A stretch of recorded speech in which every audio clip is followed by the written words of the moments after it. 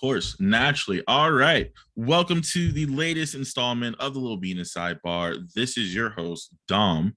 I have a very, very, very special guest with me today on this episode. Been wanting to do this for a very long time. I'm really glad we can get this crossover, make this crossover happen. We have Jamon Moore, everybody, that is going to be joining us tonight on this edition. I have a ton of questions. We're going to dive into a number of different topics, talk about some data, talk about some fun stuff. But we'll get into that in a second. Jamon, welcome to the show. Thank you for joining me this evening. It's really great to have you on. Thanks so much for having me on, Dom. I mean, I've been listening to Quakes After 90.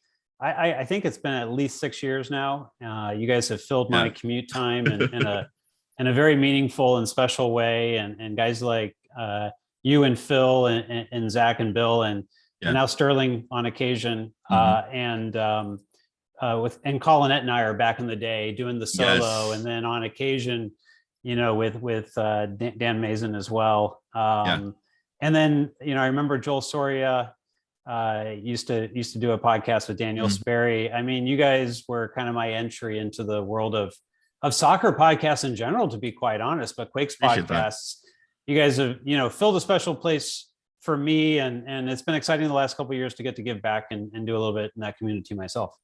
Yeah, we're going to definitely dive into about the content that you've been providing for the Quakes and the MLS at large. But really, I really do appreciate you saying that intro into the podcast role. That's actually that's great, man. Thank you. I appreciate you saying that. With us here at Quakes After 90, it's been an intro for us too as well. And so it's been really great to see some new faces burst onto the scene in the way that you have, and really just provide this content for the Quakes that people really have received very well at the end of the day. I see you in terms of writing and in terms of being in front of the camera as that dual threat. And then you wrap it up with the analytics too as well that we'll dive into. And it's just one of those things that it just makes me a huge fan of yours at the end of the day when it comes to covering the sport in general. So I think what you mean is that I have a hard time finding a niche. I don't know what my brand is supposed to be. It's something I think people probably get confused about, particularly people who follow me on Twitter. I feel bad, right?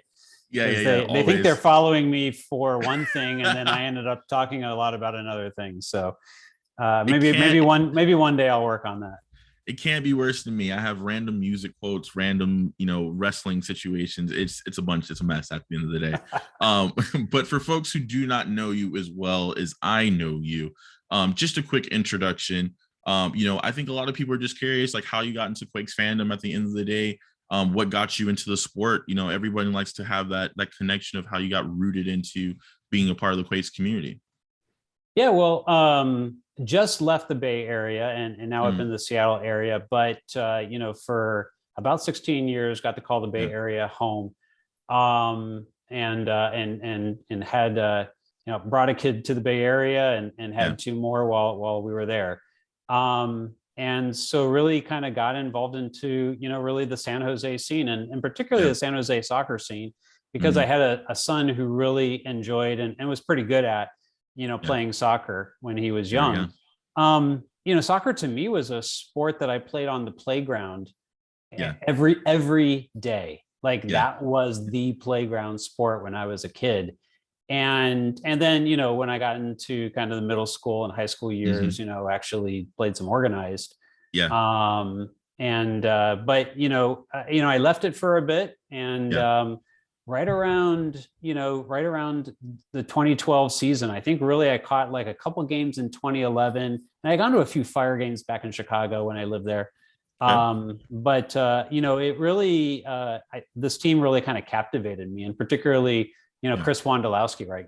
Who doesn't Chris captivate, right? And exactly. And I've told the story a couple times before on I think Black on the Soul or the Aftershock, but we went to a game and I remember it being a game against Swansea City. I think that was the one. It was a friendly at Buckshaw. Correct. And we were new enough that we didn't know where to go for autographs. We didn't know the whole hey, go down there in that tunnel and all the players come through there. On the far side of the field. My son was standing over on the sideline right around the 18. all by himself, holding a Sharpie, holding a card. Chris Kim comes over, jumps. This is the MLS leading goal scorer at the time, right? Exactly. Jumps the signboard there and signs an autograph for him. And I'm like, do you know who just signed that? That's the number one, goal leader in MLS. So anyway, it was a really exciting thing, and I think that was really the beginning of like really kind of attaching myself into MLS and the earthquakes as compared to just more like soccer in general, right? Yeah. And it's that kind of personal touch that I think is really important in MLS, the ability to really kind of meet players and in some cases get to talk to them and get to know them. It's a very unique place in the sports landscape, and I've been privileged to get more and more involved and to get to know more and more people around it. Yeah, stories like that at Buckshaw is what makes me miss it at the end of the day. Yeah. It was such an intimate scene for a professional team that you still had those moments like Wando hopping over the board to go ahead and give an autograph, right? You had those moments like when David Beckham is sitting here trying to fight the entire team. It's like you're involved, you're immersed in it. You felt really personal because of how close you were at the end of the day, right? Right. And that stadium just brought a wealth of memories for folks. The ups and downs of being there, we've now moved past, but we still can go ahead and hold on to that in other ways by the league still having that personal touch, as you said, of being involved with players, getting to know them, people seeing them around town, for example, right? Which is really, really the best part about the sport evolving here in the United States, I feel like, right? Like sometimes players have come from like larger leagues and said they wanted to come over to the MLS because they have that anonymity that they weren't afforded in other countries. And so it's nothing better than, pulling up to your local In-N-Out and seeing, Joe Feast or someone, hanging out there, grabbing a burger and being like, yo, what is happening right now? I don't know why I use Joe Feast in that sense. I think it's because the jokes recently are on him. And I don't ever picture him in In-N-Out. I really should have said Zlatan with all the jokes that we've had about him in the community, but everyone understands where I'm coming from with that. And 2012 was a good season to get attached, right? So yeah, exactly. Little did I know it wasn't going to continue that way for very long.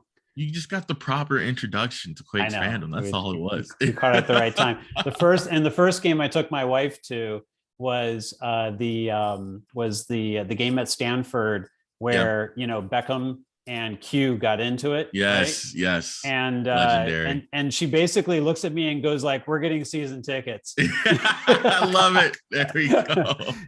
That was really, and I think after that, like we didn't miss a game for years. Most definitely going as a family. I think for the next 3-4 years before I had another young one, and she decided to start staying home at the games instead of going to them. There we go. That's how it works out. One of the things that I really enjoy about this community is that we have a really healthy or unhealthy, whichever one we call it, relationship with wrestling. I have no clue, why this is the case within the Quakes community, but I feel like someone knows a wrestling fan and someone's going to bring up something to you that you've said on the podcast or that we've said on the podcast as a result, right? Yes. Where did your love for wrestling begin? I'm really curious because I've seen some of the posts. Most recently, you had like the Brock Lesnar. I did that one today. The Brock Lesnar comparison to Beeston. Yes, exactly. Unleash the Beeston, right? I saw Beeston screaming there, and I'm like, oh, I got to make a Brock thing with that. Anyway, I had younger brothers, and I wanted to beat them up, right? So there we go. Wrestling and younger brothers kind of went together really well. Yes. I don't know what it was. We just, when I was a kid, and this is right around WrestleMania 1. I remember at the time, like, it was Hulk Hogan. Mr. T. I remember, seeing when, was it Roddy Piper and not Paul Orndorff. Yeah, Paul Orndorff came in and hit. There was Cyndi Lauper and there was Captain Lou Albano and like broke her, was it gold record, platinum record? Yeah, whatever it was. Yeah. Yeah, and and it led up to WrestleMania 1. Like I think that was like our entry point. We were coming in right when it was starting to get good. Got you. Now you got the WrestleManias going on, and Yes. then you learn about the NWA and Starrcade Yes. and all the stuff going over there. And you used to get like the wrestling magazines, and it Uh-huh. was like Dusty Rhodes and Ric Flair were always PWI on the Insiders. cover, Exactly. bleeding profusely. And we thought that was the greatest thing at the time. And I definitely grew up with some friends that were into it as well. And Yeah. it was a big part of, we were, athletes and playing a lot Yeah. of sports, but we had wrestling in common too. Like all Yeah. of us were Most watching definitely. it back then.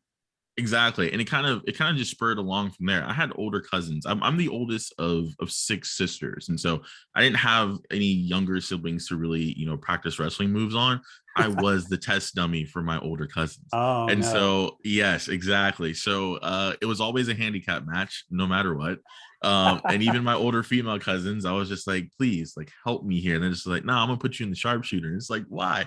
Like, so my love was, kind of unintentional because I was just having everything performed on me. And I was just like, where are y'all learning this from? Like, where is this all coming from? And so then they started showing me, and I was just like, yes, okay, wrestling. This is it. WWF, WCW. I just dove headfirst into it at the Yeah. end of the day, and never let go. Growing up in that attitude era at school, it was just absolute madness. You had half the school was divided into wanting to be Degeneration X, the other half wanted to be NWO. It was just a mess here in San Francisco. Girls were playing Spice Girls on one side of the playground, and the guys were all having impromptu wrestling matches. To the point where they started bringing out little mats for us to actually do it safely on the Oh concrete. my So, goodness. yeah, it was a bit crazy. It just stuck with me at the end of the day. Um, there was one topic that we had a quick conversation off the screen about that I also want to bring up in the same vein, and it's Roman Reigns' heel run. This is My goodness. this has probably been one of the most interesting times to be a fan or not a fan of Roman Reigns, because he's been putting on an absolute show for the past couple of months, and this new rendition of himself as the head of the table, and probably becoming one of the most notable heels in a number of years, I must say. I was really curious. How do you feel about this heel run with Roman Reigns? Because he's been such a controversial character within the fandom over the years that some people can't help but like him now. Yeah, I always felt like Roman had good matches, and I have to admit, Yeah, these days, I don't get to catch things live. I'm quite yeah, often like, three, exactly. 4, or 5 shows behind, and then I'll just go on a binge Same run and boat. try to catch up, right? But he had so many good pay-per-views, and I think the guy who kind of showed me that he could actually wrestle was AJ Styles. When AJ first came to Yes. WWE Uh-huh. and they paired up Roman and AJ together, man, Yeah, AJ made Roman look like $1,000,000. And I think as yeah, he kind of came out of that, like, you could go like, okay, he can actually wrestle. yes, Now you just need to turn him into a compelling character. And yes, of exactly. course, the fans always felt like he was being shoved down their throat. And Yeah, so, the whole everyone was just like, why don't you turn the guy heel? Why don't you turn the guy heel? yeah. And finally, I guess, Vince kind of gave into it. Vince Hmm. McMahon, the owner of WWE. And I think pairing him up, well, Brock Lesnar's contract ran out. I think that was a kind of a Yep. key moment, right? And they That needed was a push. that mega heel. Yeah. And just pairing him with Paul Heyman, is Gold. just gold, right? And Yep. Heyman's in a different role too. He used to be the Yes. mouthpiece for Brock Lesnar.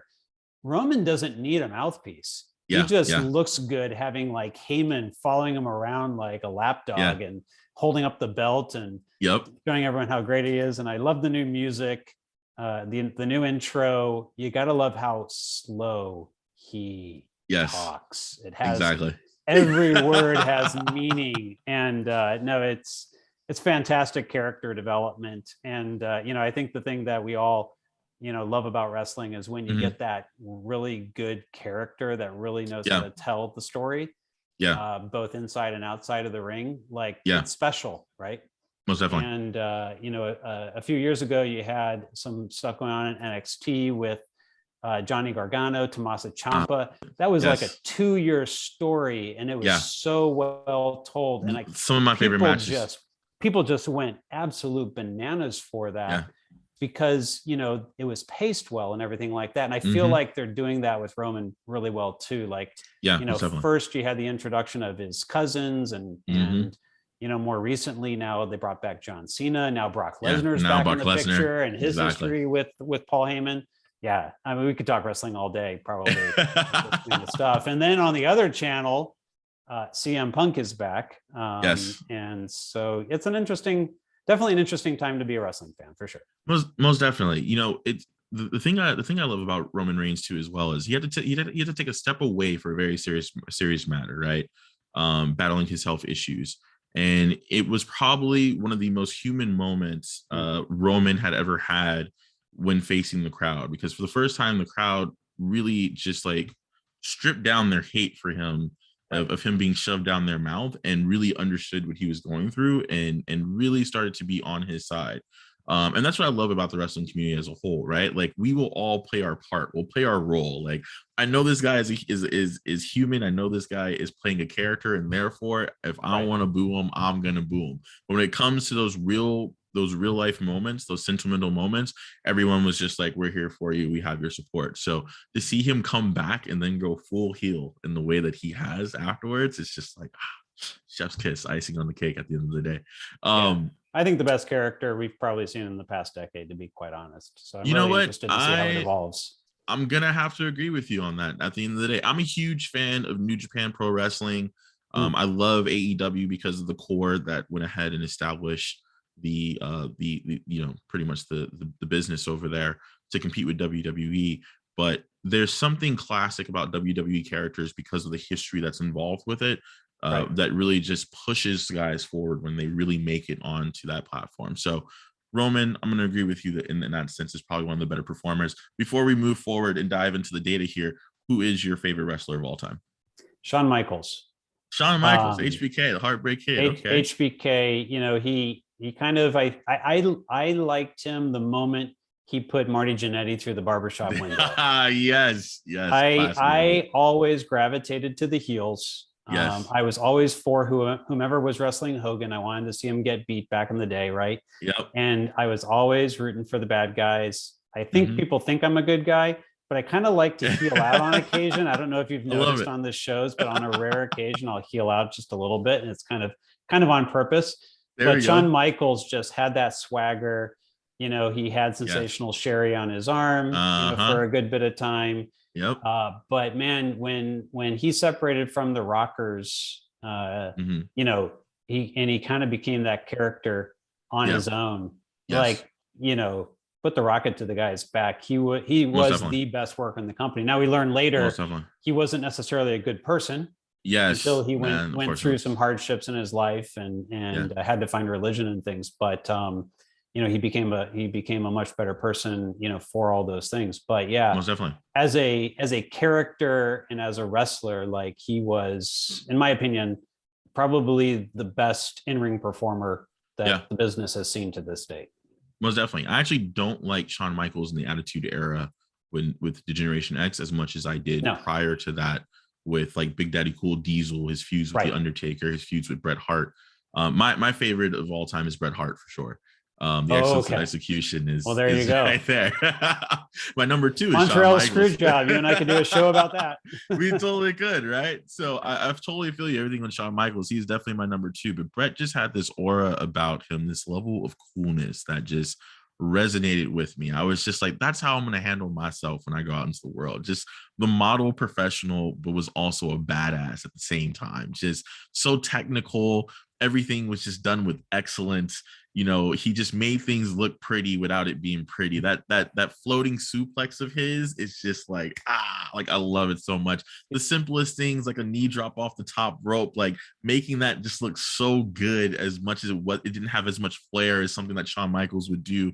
It just really made me solidified me as a fan for life when it comes to Bret Hart. So that's some good stuff there, man. Chris the quiet cool. Shawn is the kind of outgoing cool. Exactly, so the outgoing cool. You got the balance. man, like you said, we could talk about wrestling all day long. We probably need to I think the loop in fans are Zach at here some for point. something else, though. Yeah, they are. but knowing our fan base, they're gonna enjoy it, right? Zach, if you're out there, we got to talk. We have a conversation about a wrestling podcast within the community. One of the things that I really love about the work that you do, covering the Quakes, is how analytical you are at the end of the day. And so I don't necessarily know your background into why you dig the analytics, but I'm very appreciative of how much data you provide, not only for the Quakes, but the league in general. You have game flow, you have American soccer analysis too as well. You have your segment of like where goals come from, all centered around data, involving the game, and really just pushing us forward in a direction. And I think that even FIFA, for example, is starting to do so too as well, by adding more of these data points into the game for people to really understand and utilize as we go forward. So I really feel like this is a transitional period for the sport as a whole to be more data driven.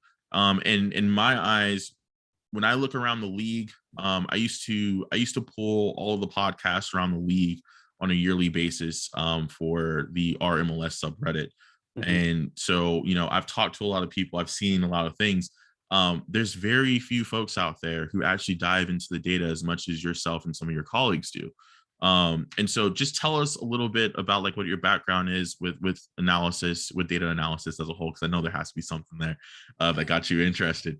And then talk to us about game flow and American soccer analysis, and why this has been something that you continue to push over time with your content that you put out for the team and around MLS. Well, when I was a kid, I was in love with sports, and along with that love of watching sports, of playing sports. I played 3 sports in a small high school. I was decently athletic. Nothing that's going to give me a college scholarship, but I could hold my own in pretty much any athletic competition. Yeah. But I was also a geek. I like dug into the stats. I collected baseball cards. I knew the stats on the back of the cards. I knew everyone's home runs, RBIs, batting average. I knew every single, up until like a certain Super Bowl. I knew who played in the Super Bowl. I knew who the MVP was. I knew the score of the Super Bowl. Like, gotcha. I was that guy, right? Okay. And I hung around with a couple more of those guys, so we just kind of fed each other and made it. And we were all wrestling people too, so that even made it worse. Right? So we were stats nerds, wrestling nerds, and sports nerds in general. The holy trinity. And so that's what really got me started, was really kind of getting into, I think, mostly the baseball side. Had I known that there were careers you could attach to all this, there we go, I probably would have pursued it back then. But I kind of got away from baseball in the mid 2000s after the White Sox won the World Series. I kind of got the championship I was looking for there, and there we go. Kind of actually just grew away from the sport, and really when I started to attach myself into soccer, I was very interested to be like, okay, well, what kind of analytics are there available for this sport, right? And there wasn't a lot, at least not that I could find at first, right? Yeah, and I did, definitely. And I've learned more about what there was, and over time, and as I've gotten more into it, and I started just like keeping a spreadsheet of some different stuff, going on to whoscored.com, downloading Quakes statistics, putting them into a spreadsheet, just kind of seeing what I could do with it and things like that. And I would learn more and more. And then I learned about expected goals, and I learned about this, and then I went to Joel Soria, and he didn't he didn't know me at all. I was fortunate that he even took the time to talk to me. I met him before a game one time, and I said, look, I'm collecting a lot of like data and statistics about the Quakes. I might be a useful resource for you and some of your writers on Quakes Epicenter. I really appreciate what you guys do.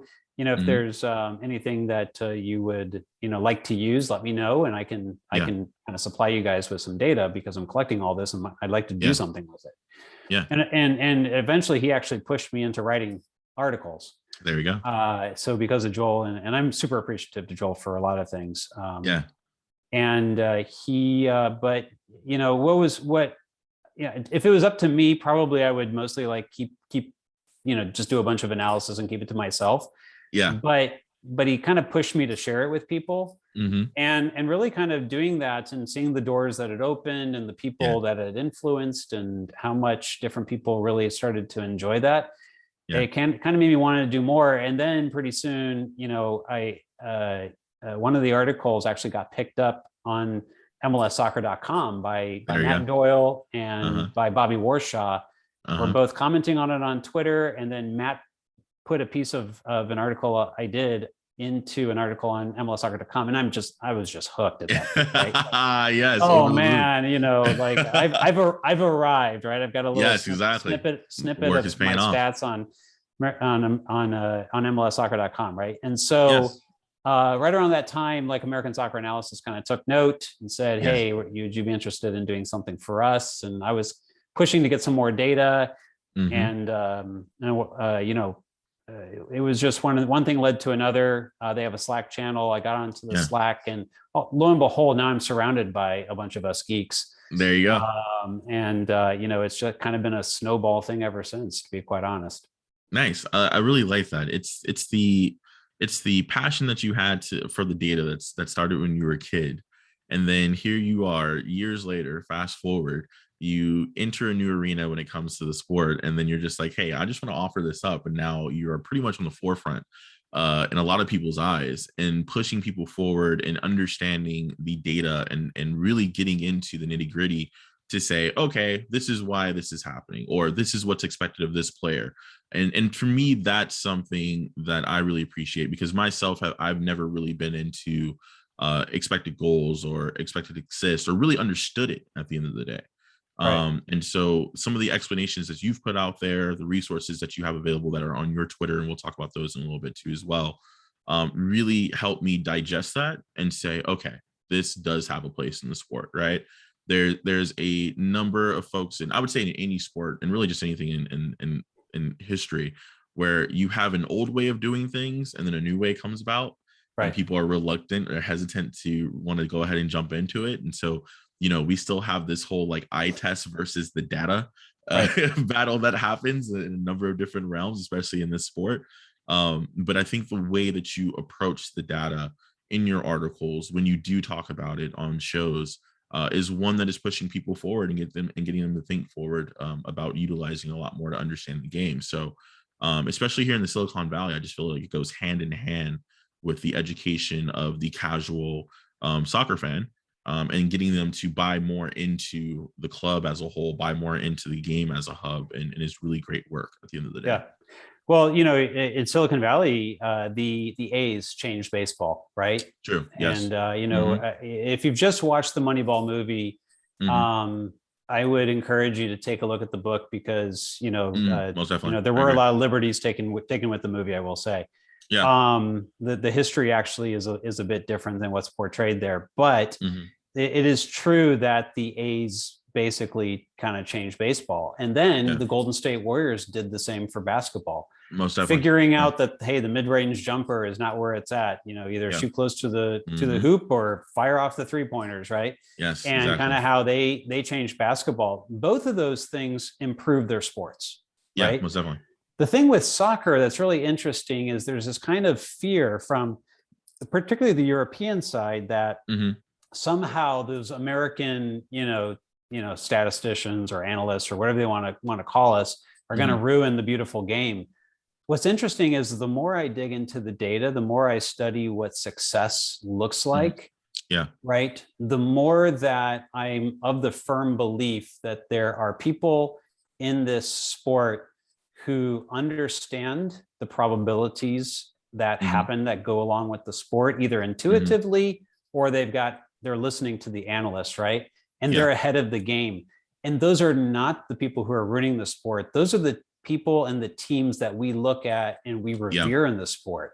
They actually make the beautiful game even more beautiful. When you look at teams, clubs like Barcelona, you look at Manchester City, you look Leeds at Liverpool, Leeds United. Those guys are on the forefront of this, right? Yeah, and they're teams that we look at and go like, that is the best that the beautiful game has to offer.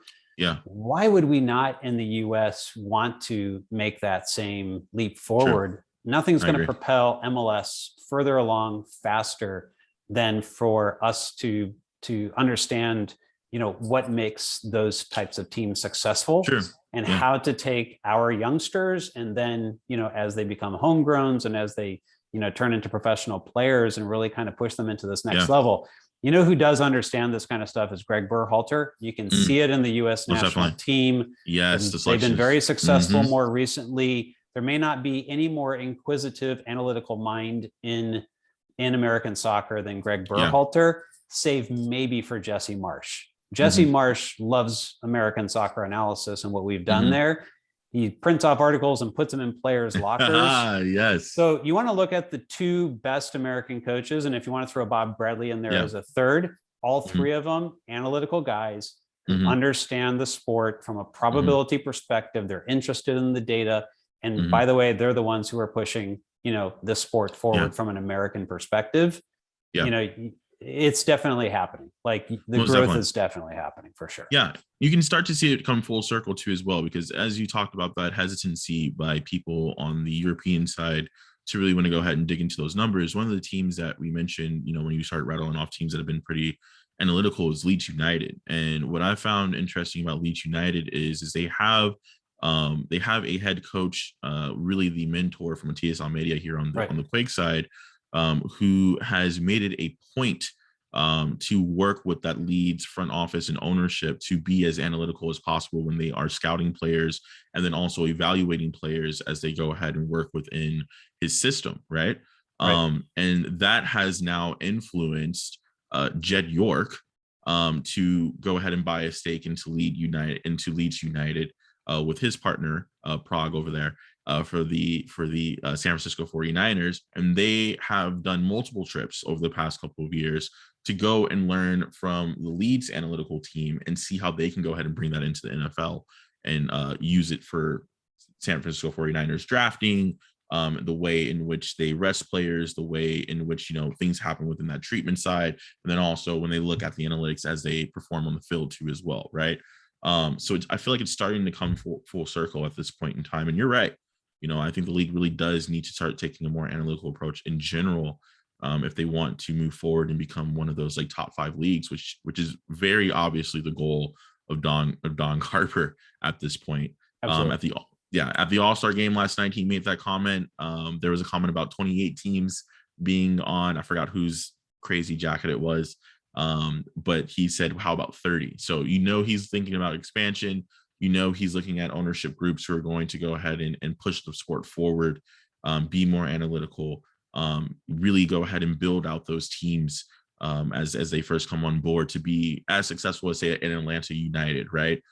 Which is no secret in terms of how they operate too as well, using some of those data and analytics. So I love it at the end of the day, the way that the sport is evolving. But also I just really feel like in terms of giving flowers to people as they do the work in the moment, you were definitely one of those people that I've always wanted to just highlight and pull out. And so we're definitely always going to have the links to the various articles and resources. So at the end of the show, folks, will have that available to you too as well. But check out GameFlow, check out American Soccer Analysis. And one of my favorite threads that you produce on the regular too as well is that where goals come from, right? We just had a recent Twitter exchange from the last game, from the last Quakes game about the goal that was scored by Jevo, and you were just like, I have something coming out about this soon, right? And so I was just like, I can't wait for that next iteration, because it's something that I find really interesting, and it correlates quite a bit when you start looking at things in a deeper manner. So thank you for that. Yeah, it's just been really exciting, and and how much it's caught on, and some of the stories we get from the far reaches of the planet, where people have read one of those articles or read the whole series in some cases, and given us feedback that hey, we're going to incorporate some of this stuff that you've written about here and incorporate that into the way that we approach different things. From an analytical perspective and the way that we approach certain things on the pitch. And, and we've got a lot more of that series to come. We're maybe halfway done, maybe not quite even that. It's going to be quite interesting when it's all said and done to have effectively a framework out there that clubs, I believe it's going to be a blueprint that clubs can follow. I don't think there's really anything out there like that. At least not that I'm aware of, not in the public sphere anyway. That any club can take this as a blueprint, take it in-house, make it into theirs. It's not specific to any sort of style of play or any sort of principles or game model. Like, it's adaptable into whatever they want to do. And it's been pretty exciting, some of the things that we've been discovering as we get into this data and start to share it with people. Most definitely. Do you see yourself moving forward in that direction in terms of focusing more so on that data analytics and maybe trying to incorporate it more into the sport as like a profession? Is that something that you have aspirations about? Is that something that you're interested in, or will this be a hobby for you at the end of the day, or some consulting here and there? Well, I'm 25 years in high tech. And with 25 years of seniority comes, a certain level of pay scale and benefits and things like that, that you kind of earned, going through that period of time. I would say that this is enough still in its infancy in MLS that, the data scientists who choose to follow their passion and choose to get involved in a sport like MLS are significantly underpaid compared to those in the tech industry. I'm not a data scientist, by the way. I just kind of play one a little bit with some of these things. But I am a programmer, or I was, and so there's, I think the sports world needs to kind of pay people what they're worth. And at the moment they're not, and until they do, it's going to be difficult for people, I think, to make the transition into that as a full-time career, unless they're just now coming out of school and such. And what that means is that probably some of the better minds will never really get fully involved into the sport full time. But there's some really bright people now. American Soccer Analysis has had, several people become analysts in MLS clubs. And they are super smart people, and earn every bit of it. And I'm very happy for them. And I hope that in some small way, what I'm doing with American Soccer Analysis is helping them be able to achieve their goals. Good. I like that. That's a really valid point too as well. There's friends of mine who have been offered opportunities to be a part of MLS clubs locally and around the league for their skill set, and have never really taken the jump into it because of the lack of pay in that sense, right? And so I know it is a growing sport at the end of the day, but one of the more popular sports that people are getting into these days is Formula One, because of the Drive to Survive series on Netflix. And Formula One is very driven by the technology at the end of the day. The more successful teams are the teams that actually pay those analysts, pay those technicians, pay those engineers to go out and do their job. And that's really just to figure out, how can we make this car quicker at the end of the day, right? A lot of that sport is really within the science. And then in sports, a lot of what sports is becoming today is also really within the science. And so there has to, at some point in time, the compensation has to match up with how much work folks are putting in to make sure that information is available to owners, to teams, to get the most out of players, to have that success at the end of the day. And so I hope that's something that does happen going forward, because you make a very valid point in that. I think in a few years, hopefully we'll see the pay kind of catch up to what these people are worth. Most definitely. And so in speaking of that too as well, you do a lot of work for Quakes Epicenter. That's no secret, which is a wonderful website, a wonderful podcast too as well. And you've recently been doing a ton of work splitting between the writing and being in front of the camera.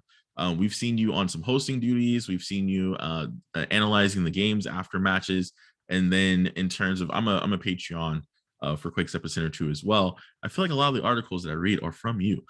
Where do you find the time, my friend, to balance this out, to give us this much content on a regular basis? Because it's quality stuff every single time you put something out. Well, I appreciate that.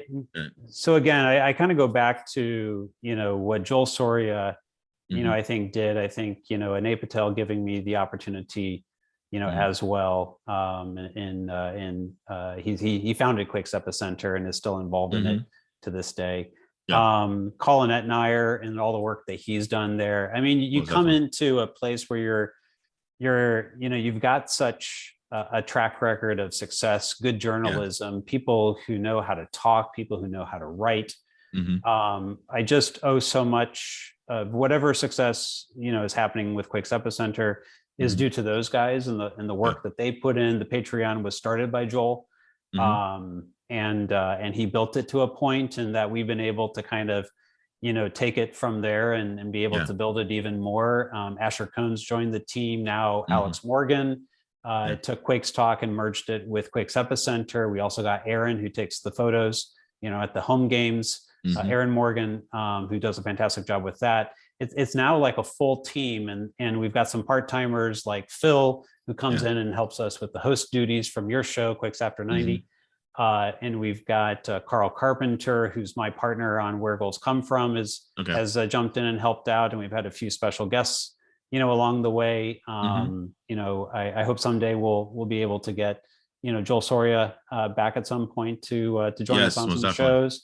We've had Charles Wolin on once this season, but he's really busy with the Oakland Roots and with other soccer projects and just general projects that he's got going on. So we hope maybe we'll be able to include him more too. So it takes a village, I think. None of us are full time. All of us are, doing what we can on the side. And whether that's an article here or, hey, we only got 2 guys on the show tonight. You know how that's like. Trying to do a podcast. Hey, we got 2 guys. We need a third. Who can we grab? And Daniel Sperry's joined us a couple of times, and Alicia Rodriguez has joined us. But pretty much every game we were able to get at least 2, if not 3 or 4 people.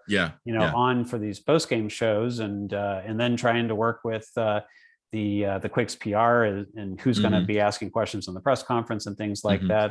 It's definitely almost a side job for sure. It definitely takes a lot of time. It's a labor of love. And we appreciate, we've done really well on the patron side. We're covering our costs. I think that's incredibly important. And now we're starting to save towards some potentially bigger things down the road.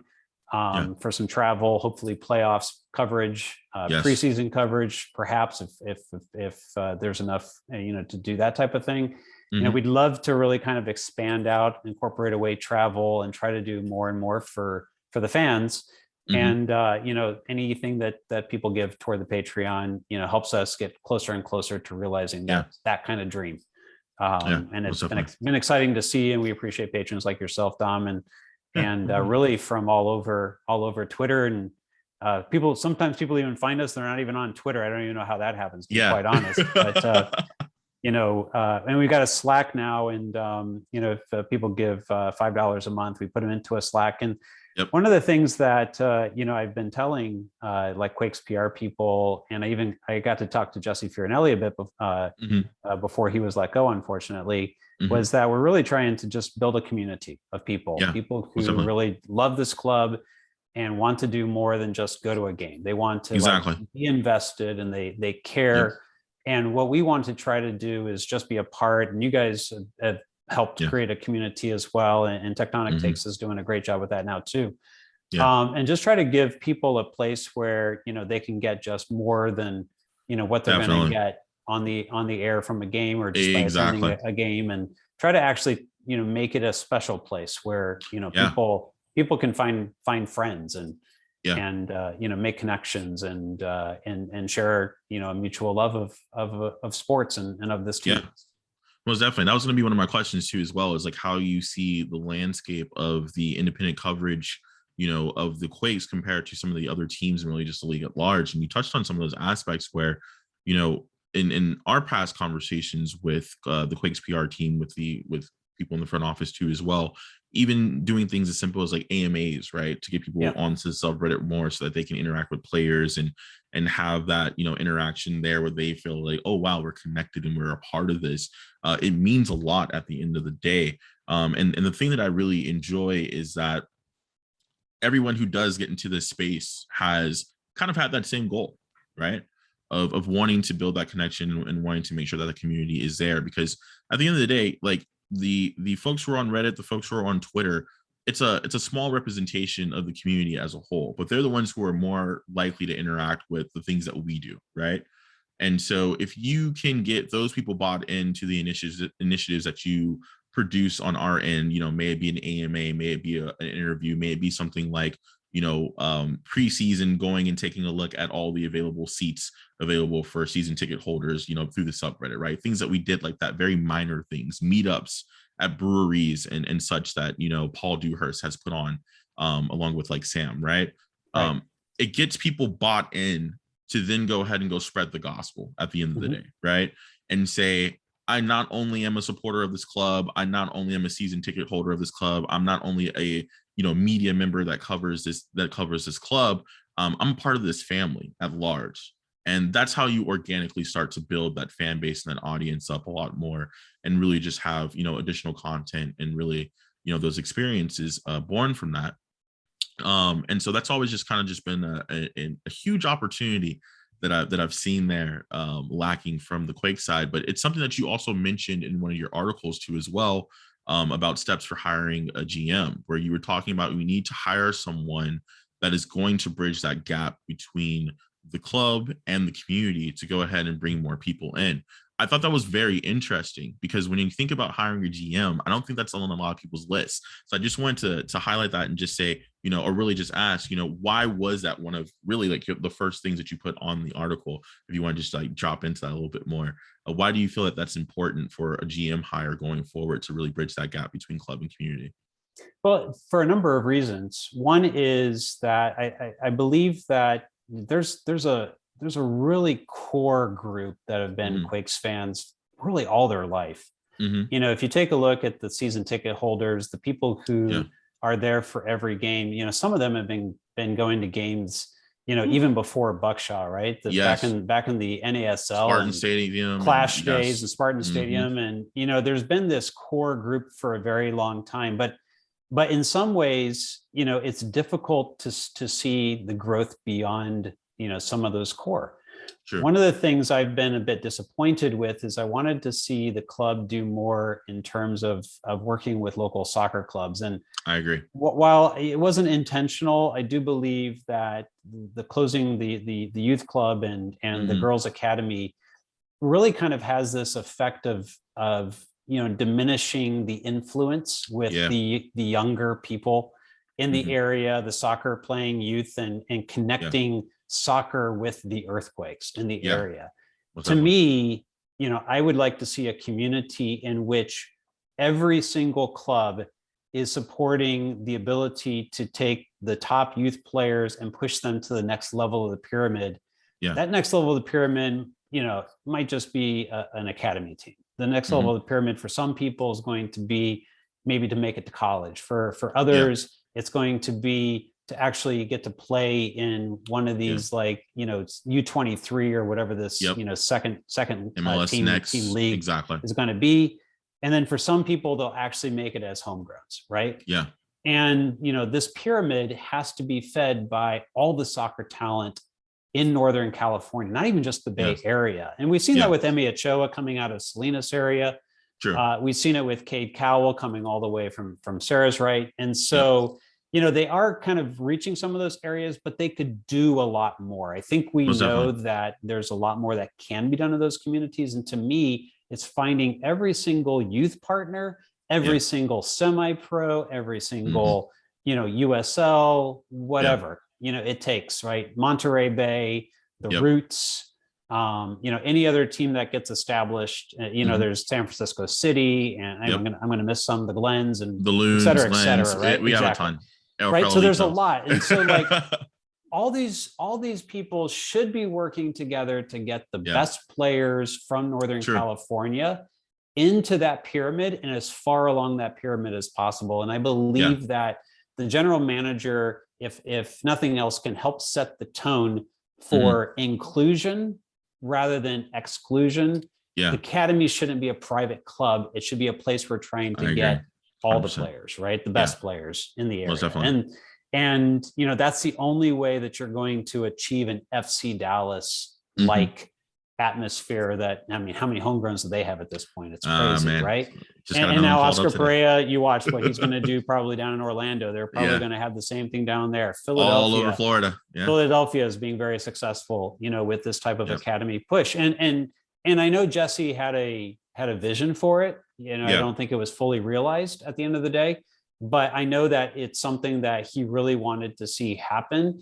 But then hmm there, at the same time, there were these baffling business decisions that kind of hmm like went along with some of these things. And I'm sure there's a cost component, potentially a political component, whatever the yeah, case most is. I definitely. just feel like you have to find a way to push past all that and Yeah, really kind of build this pipeline of yeah, talent, into the team. And the general manager is, along with the head coach of the team, they're going to be the most visible people, yeah, in this process, right? They have to be true. people who will reach across and to try to bring these things together and create Yeah, partnerships and break down the politics and yep. make it happen, because hmm ultimately the fans and the earthquakes and the people who get to go along on this journey are the ones who will benefit from it. Yeah, most definitely. And it's very interesting too, because there are some mechanics built into the process to get players from those lesser clubs into, say, the San Jose Earthquakes, and if they get sold on, then have that fee come back to those lower clubs, right? Like we've seen that a number of times where there's a benefit to having your club on that lower scale to help develop those players, get them into those positions. Like you said, everyone's going to have a different scenario in terms of like where they're trying to get to or what they can achieve getting into college, trying to get homegrown, et cetera, et cetera. That should ultimately benefit the club too as well. And so it definitely does start with that outreach and that connection and wanting to bring those folks in. One of the things that always stood out to me on this topic too as well was just like the situation of, oh my goodness, I can't remember. I think it was the academy players who were all the way in Salinas. They had done like a blog video showing how much travel they have to go to in order to go from home all the way to the practice field in San Jose, for example, on a daily Right. basis. And it just blew my mind, because you would think that when working with a professional club in that sense that there would be some additional amenities to get these kids to come out and have this opportunity, but it just wasn't there. It really was on them, and the onus was on them, for a large chunk of that, which hinders the ability to get those young players into that system and really develop them over time, right? And that's really just the economics of the Bay Area as a whole too, because we do have so much talent that's spread out further away. I mean, like look at how many of our homegrowns. Tommy Thompson is another homegrown that technically isn't from the area too as well, right? But look at how many players are in that like Salinas, in that Valley region where they have top tier talent, but because of the situations at home, because of the situation within the education system in those local areas, a lot of those players don't end up getting to the college level because it's just not there, right? Like soccer Right. is their life, their passion. But unlike in other countries where you can go ahead and say, let me get put into an academy or a system that I'm going to be able to go ahead and get that educational piece, in order, and then be able to go ahead and play professionally or get spotted to play professionally. We just lack that right now, right? So totally in agreement with you. I hope we can do better to help bridge that gap and get some folks some more opportunities, because there is a wealth of talent here in the Bay Area as a whole that just is untapped right now. So thank you for elaborating on that too as well. 100%. Cool. Let's talk some Quakes. Let's do that. All right. I really want to talk That's some why people are Quakes. tuning in anyway. We're finally getting to it 45 minutes into the show, right? Right, However far exactly. we are now. They're just like, what is going on here? So one of the things that has been one of the subjects of this Quakes team is that there's a part of the team that is performing in the way that it should. There's a part of the team that just still has that untapped potential, right? And when I think of that like untapped potential, I think of some of the guys who are coming through the pipeline still, like a Haji, for example, who we've seen that flair and we enjoy. But I also think of guys like Espinoza, who's just been inconsistent in the beginning of the season, but is now starting to get back into form, right? And then, of course, we have our folks that people can't stand, like Andy Rios and things of that nature, and it is what it is. But with this season, things were different because we lost Jesse Farinelli, which is Right. no secret. We have an interim GM, and then we still have Matias as our coach. But a lot of the impact signings have come since that switches has been made. Bringing in Nathan, bringing in Jebo, for example. Do you feel like those signings have improved this team, and do you feel like there's still some improvements to be made, or do you just attribute this to a situation in which the Quakes are finally just living up to their potential? How do you feel about that? Yeah, it's a fantastic question because I'm always of the opinion, and I was talking with someone in the club about this a few days ago. I'm always of the opinion that you're never as good as you are at your best game, and you're never as bad as you are at your worst game, right? The reality of it is somewhere in the middle. And the Quakes went through a period of time where I felt like they were underperforming what they probably should have been. Like I felt like they were due for a bounce. They were due to get a few results that fell in their favor, and it kind of in some ways weirdly happened when Jesse was let go, because that's when coaches and general managers and such are generally let go, is when things are at their worst, right? This is true. And so, if a team just kind of regresses to its mean, the whoever is in their place is the benefactor of it. Yeah. So there's a little bit of that.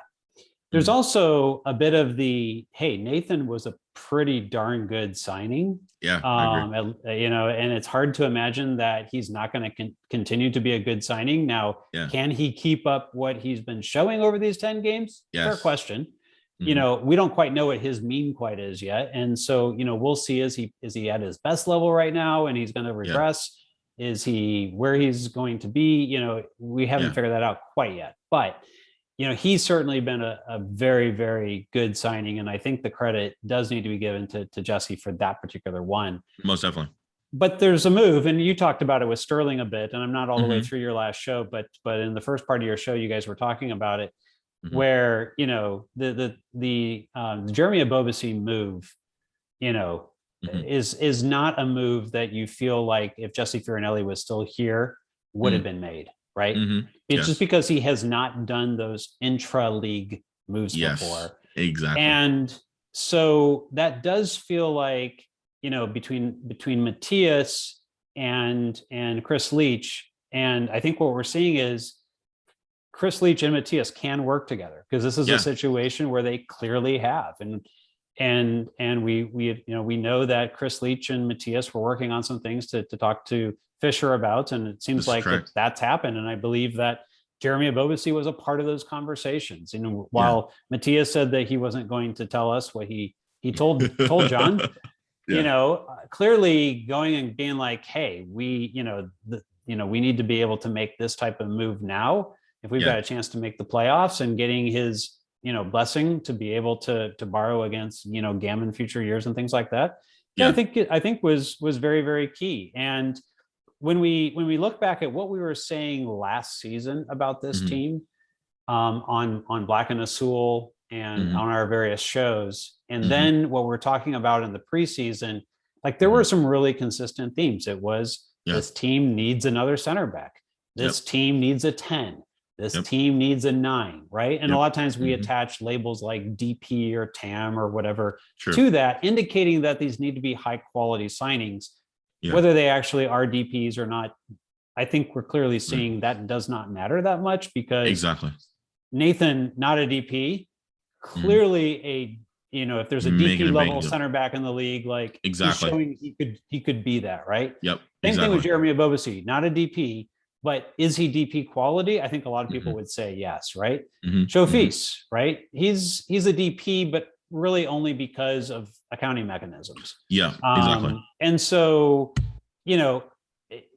they have filled the gaps that we have been talking about. What's still left to be filled? I think that left winger spot is still a big question mark. Shea Salinas has been filling in there. We know Carlos Fierro can play it. We know that maybe Marcos Lopez, has played a winger in previous clubs. Maybe we should be getting to see what he can do there.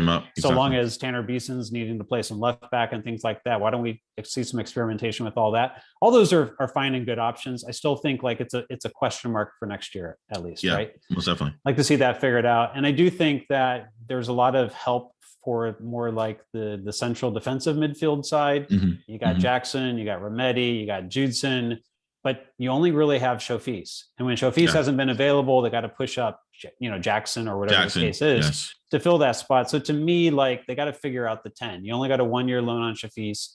Either you need to make him permanent and he's your guy, but you also still need to have some depth there. And, well, I think we would all like to see, Haji get a shot, or, bring back Eric Cavillo and see if he could do the job. He can do it. And things like that. I think we all would like to see stuff like that happen, or at least be, hey, let's have an experiment and see how it goes. And so we can either, crap or get off the pot about some of this stuff. But, Matthias clearly doesn't seem ready to put those guys into that spot. Most definitely. And there's things that he's seeing that we're not seeing when it comes to the practice pitch and such, right? So you have to believe that there's some depth that is needed there. Yeah.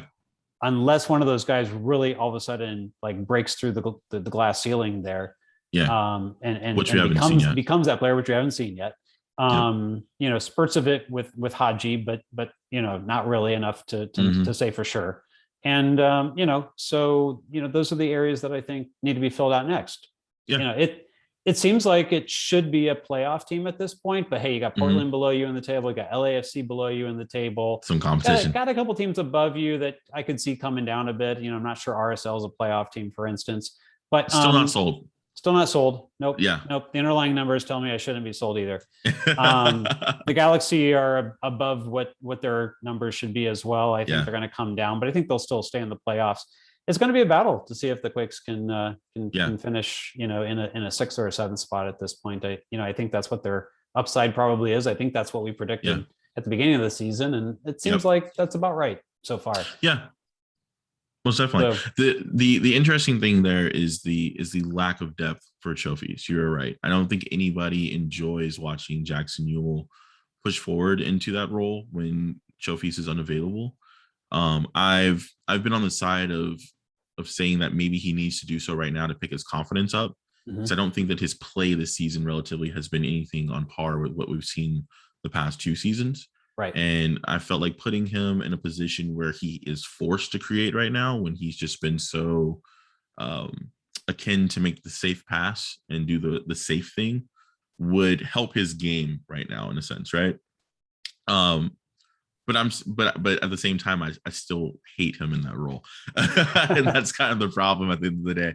Yeah. And not only that, Shofis isn't really a natural 10. No, not at all. That's he's really a winger. And in fact, we got to see against the Galaxy how effective he can be on the wing, right? Yeah.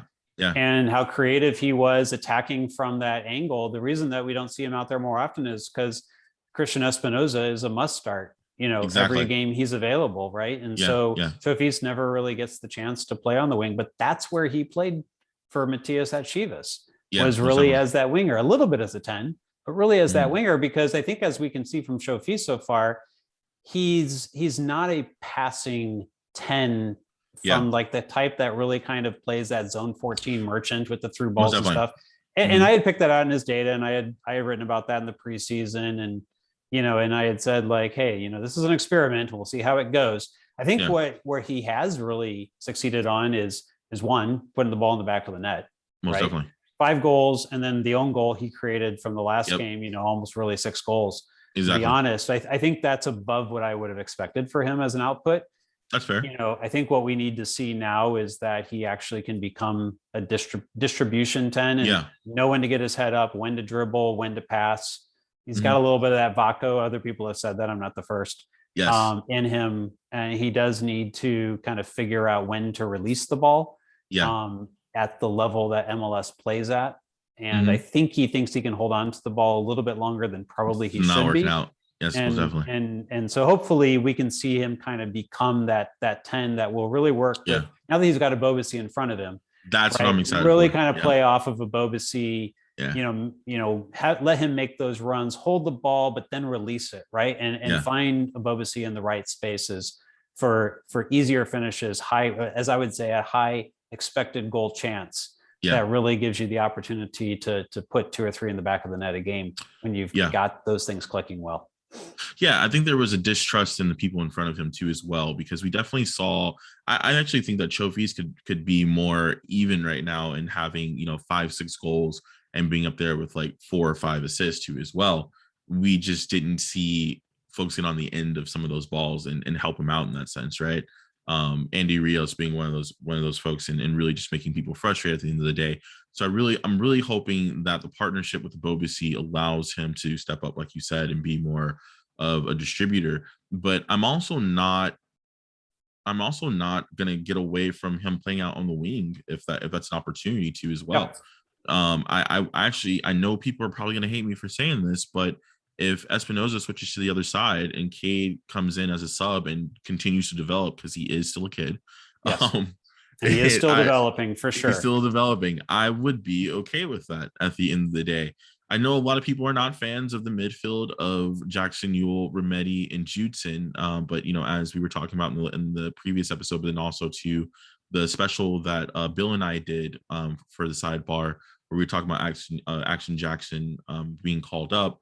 The cover that I feel that Judson provides, we all know is a necessity. Y'all over at Quakes Epicenter really highlighted that and got people to really understand how important Judson really is to this team and the defense at the end of the day.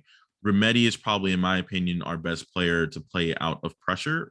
And we were getting pressed a ton this season, which is why I had such high praises for him. And his work rate was just insane on top of that, really being all over the pitch and running, really more than anybody else outside of Rodon and Jackson Ewell at one point during the season.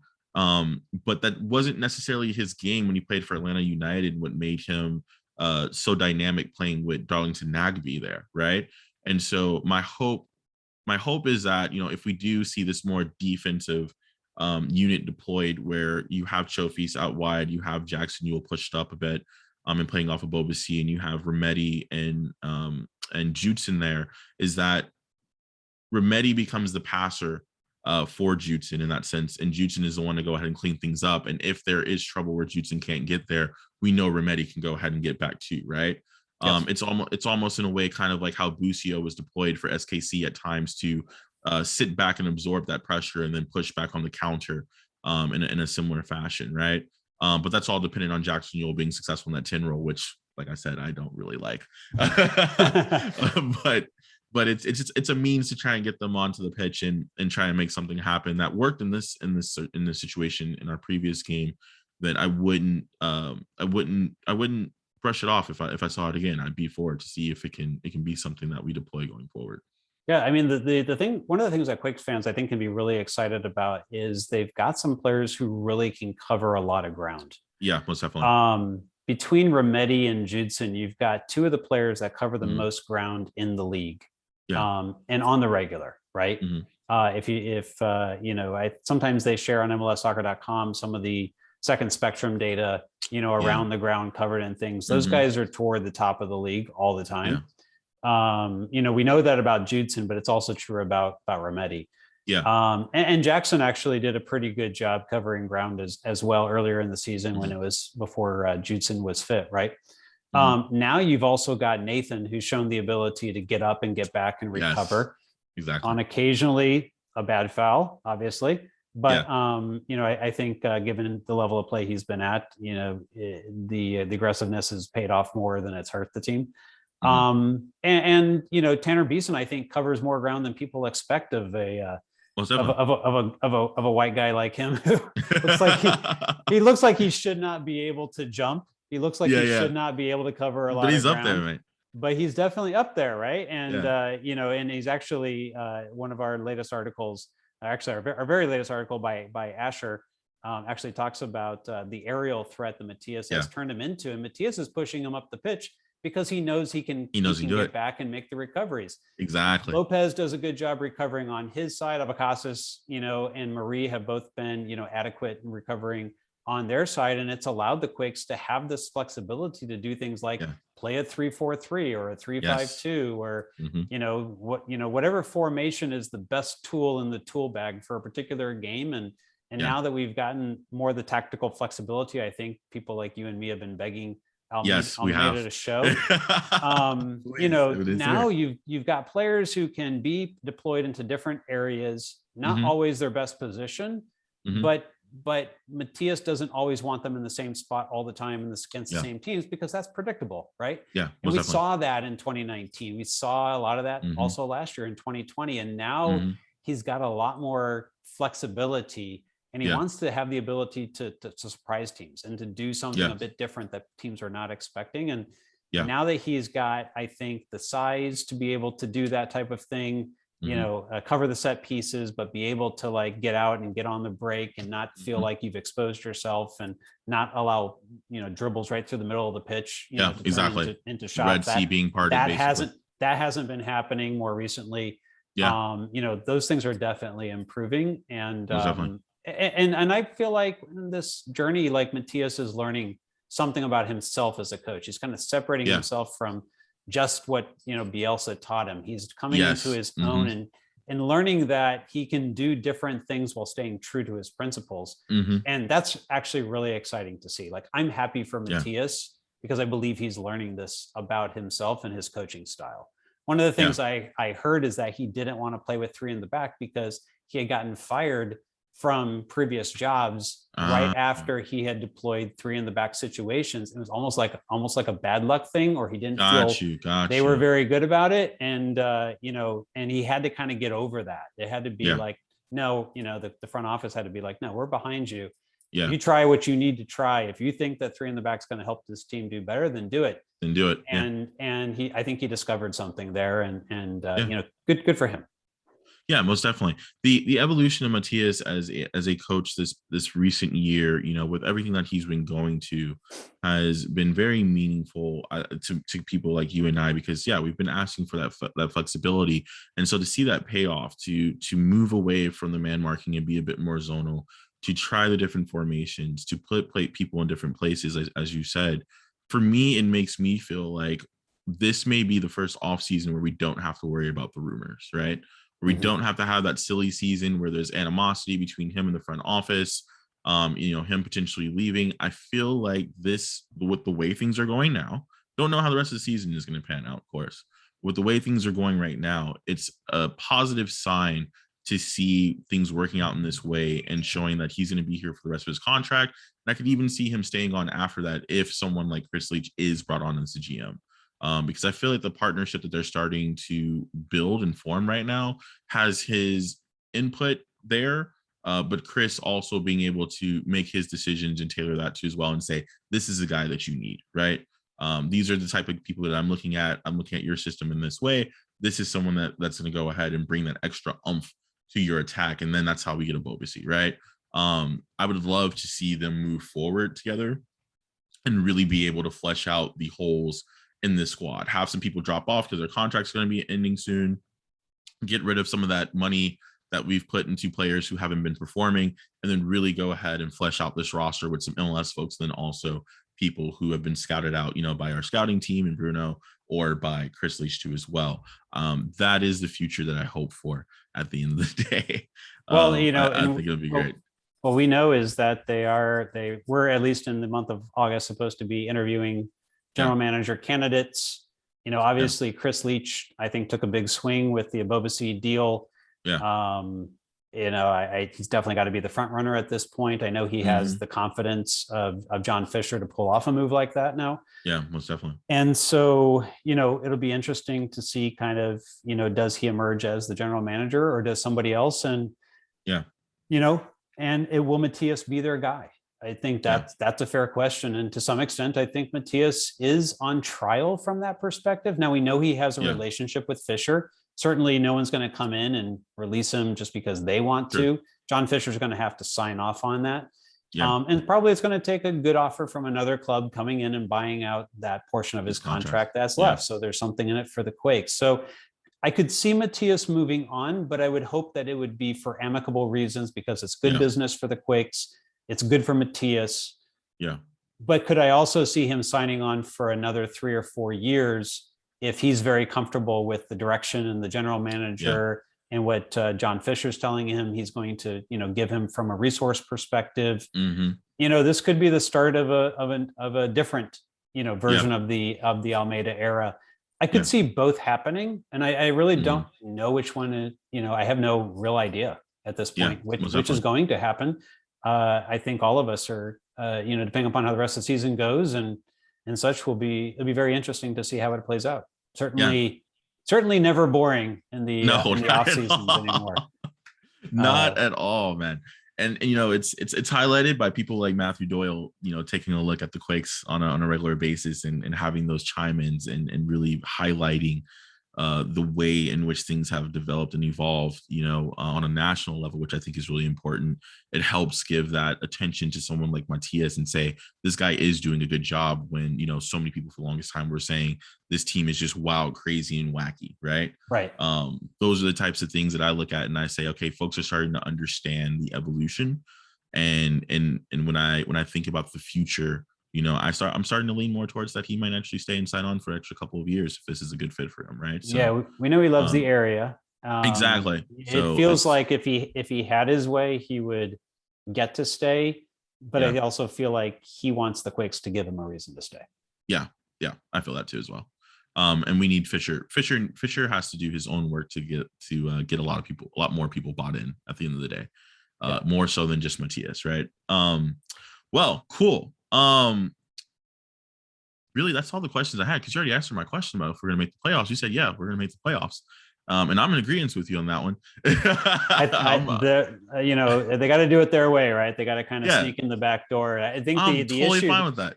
The issue this year is that there's not the 8th playoff spot, right? There's only the 7. And so last year, if it had been 7, they would have missed out. They finished, I think, both seasons with Almeida in the eighth position, right? So they're going to need to take a step forward here and finish at a 7th or a 6th spot, I think, in order to have a chance in the playoffs. I think Ebobisse is going to make a similar impact that Nathan has made on the defense. And when he starts gelling with the service that's going to be coming to him, I think we're going to go on a tear and really put the fight to some of the teams that have been a pain in our ass recently, and start getting some points out of those matches. And so that I think will propel us into the playoffs, and why I'm pretty hopeful right now. I'm not letting my season tickets speak for me in this situation. So I'm hoping for a Seattle Quakes matchup, at least if not the first round and the second round, just so I can. I would be down for that. I can get some playoffs up here, and I'll already be here. Exactly. Make it a little bit easier on the travel side. I already said if they end up having to play in Seattle, I'm coming up. So all right, man. It's definitely a good time. We'll have to do that. Yes, most definitely. Cool. All right, folks. Well, Jamon, thank you again for joining me today on the Lobina Sidebar.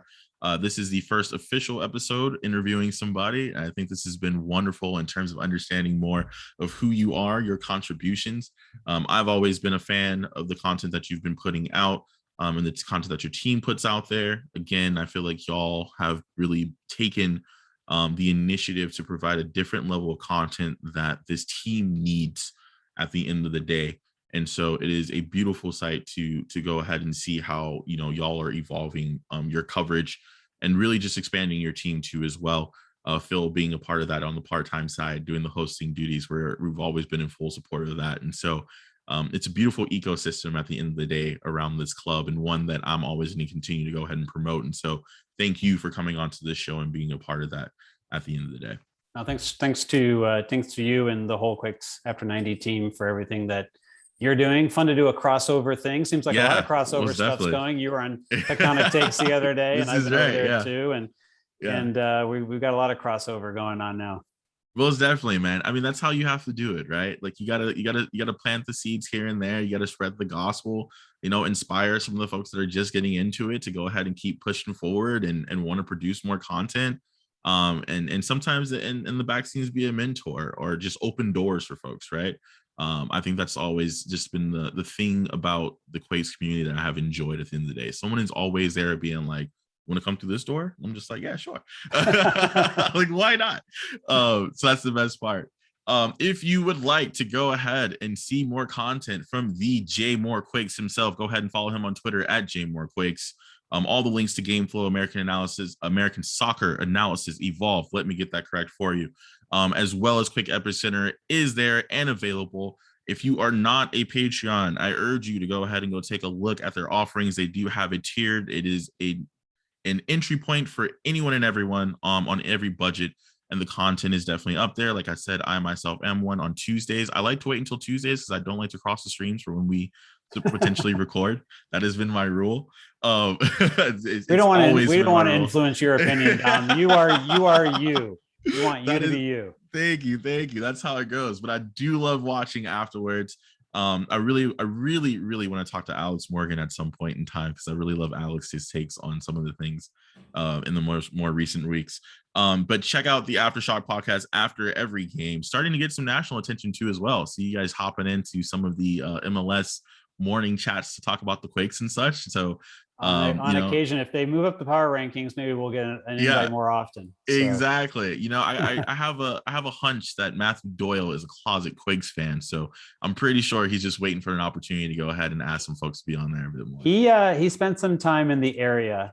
In Berkeley, if I'm not mistaken. He did, and he spent a lot of time around the 2012 Quakes. He loves that team. That much I can tell you. He loves that team. Most definitely. All right, folks. So this has been the first episode of Lobina Sidebar. Once again, a pleasure to have you on here, Jamon Moore. And we will see y'all later on the next edition of Quakes After 90. Thank you.